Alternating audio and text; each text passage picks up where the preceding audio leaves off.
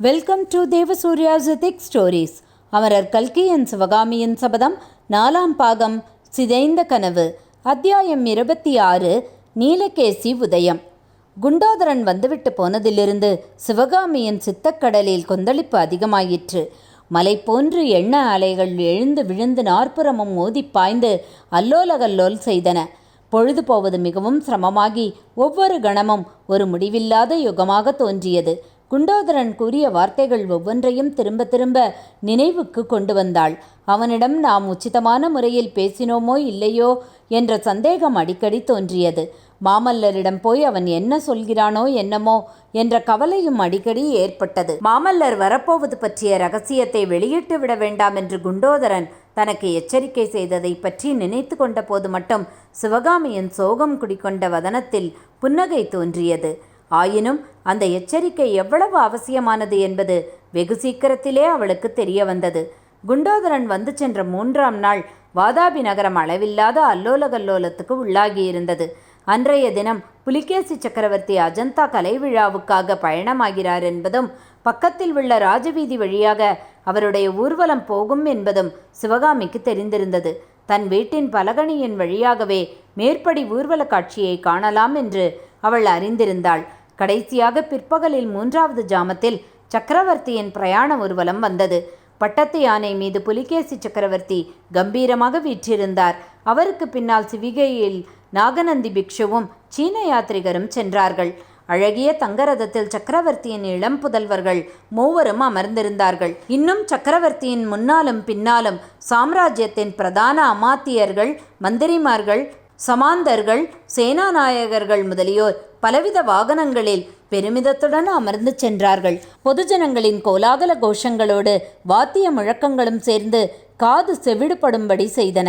இதையெல்லாம் பார்த்த சிவகாமிக்கு காஞ்சியில் மகேந்திர பல்லவர் மாமல்லபுரத்து கலை விழாவிற்கு கிளம்பும் காட்சி நினைவுக்கு வந்தது.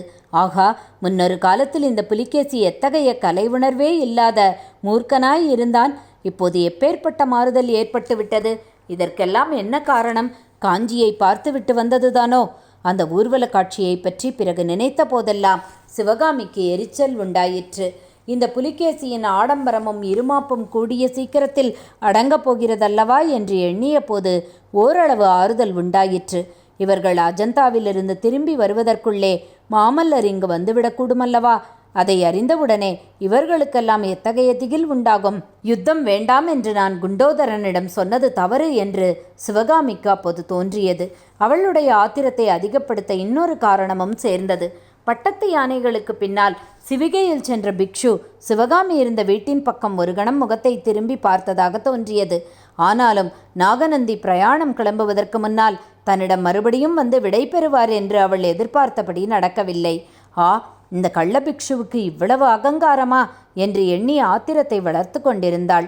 எனவே அன்று மாலை இருட்டுகிற சமயத்தில் நாகநந்தி அவள் வீட்டு வாசலில் குதிரை மீது வந்து இறங்கி உள்ளேயும் பிரவேசித்து வந்தபோது சிவகாமி எல்லையற்ற வியப்பு அடைந்தவளாய், சுவாமி, இதென்ன? தாங்கள் அஜந்தா மார்க்கத்தில் போய்கொண்டிருப்பதாக அல்லவா நினைத்தேன்.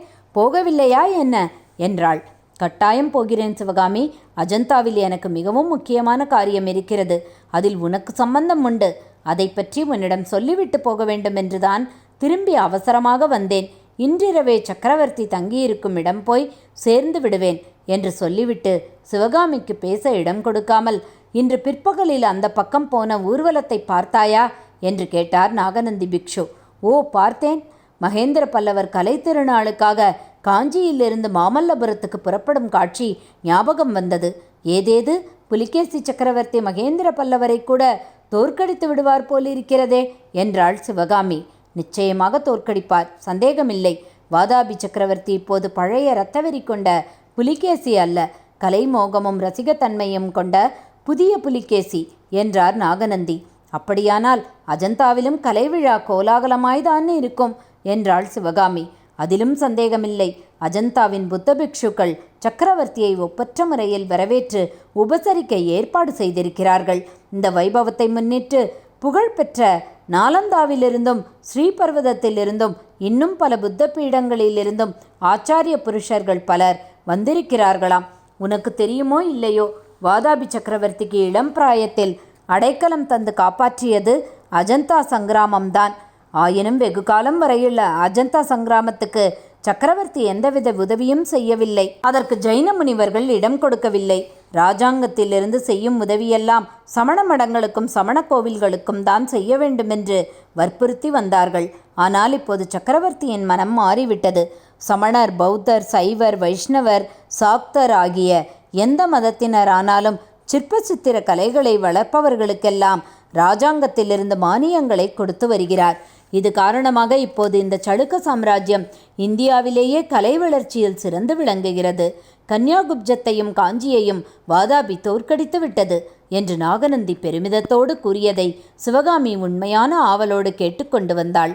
சிவகாமி, வாதாபி சக்கரவர்த்தியின் இந்த மனமாறுதலுக்கு யார் காரணம் என்று உனக்கு தெரியுமா என்று நாகநந்தி கேட்டபோது, சந்தேகம் என்ன சுவாமி, சகல கலைகளிலும் வல்ல மகா ரசிகரான நாகநந்தியடிகள்தான் என்று சிவகாமி பளிச்சென்று விடையிறுத்தாள். நாகநந்தியின் முகம் 9 வருஷத்துக்கு முன்பு நாம் பார்த்தபோது இருந்ததை காட்டிலும் இப்போது களை பொருந்தி விளங்கிற்று. முன்னே அந்த முகத்தில் நாம் கண்ட கொடூரம் இப்போது கிடையாது. சிவகாமியின் மறுமொழி அவருடைய முகத்தில் மலர்ச்சியை உண்டாக்கி மேலும் களை பொருந்தியதாக செய்தது. அத்தகைய முகமலர்ச்சியோடு கனிவு ததும்பி காந்த சக்தி வீசிய கண்களினால் சிவகாமியை அவர் நோக்கி, கலைவாணி, நீ கூறியது உண்மை. இரத்த தாகமும் யுத்த வெறியும் கொண்டிருந்த புலிகேசியை கலைமோகம் கொண்ட ரசிகனாக செய்தது நான்தான். ஆனால் அதற்கு முன்னால் என்னை அத்தகைய கலைப்பித்தனாக பண்ணியது யார்? உன்னால் சொல்ல முடியுமா என்று கேட்டார் நாகநந்தி அடிகள். பிக்ஷு குறிப்பிடுவது தன்னைத்தான் என்று சிவகாமி மனதிற்குள் எண்ணிக்கொண்டாள். ஆயினும் வெளிப்படையாக, எனக்கு எப்படி தெரியும் சுவாமி என்று கூறினாள். ஆம், உனக்கு தெரியாதுதான். இதுவரையில் உனக்கு நான் சொல்லவும் இல்லை. அஜந்தா சங்கிராமத்து சுவர்களிலே எத்தனையோ அற்புத சித்திரங்கள், அழியா வர்ணங்களில் தீட்டிய தெய்வீக சித்திரங்கள் இருக்கின்றன என்று உனக்கு தெரியுமல்லவா? அந்த சித்திரங்களிலே பரதநாட்டியம் ஆடும் பெண்ணின் சித்திரம் ஒன்றும் இருக்கிறது. அந்த சித்திரம்தான் முதலில் எனக்கு கலைமோகத்தை உண்டாக்கிற்று. சிவகாமி, அந்த அற்புத சித்திரத்தை என்றைக்காவது ஒரு நாள் நீ அவசியம் பார்க்க வேண்டும். வீணாசை எதற்காக? அஜந்தா அதிசயங்களை பார்க்கும் பாக்கியம் இந்த ஜென்மத்தில் எனக்கு கிட்டப்போவதில்லை என்றாள் சிவகாமி. அப்படி சொல்லாதே.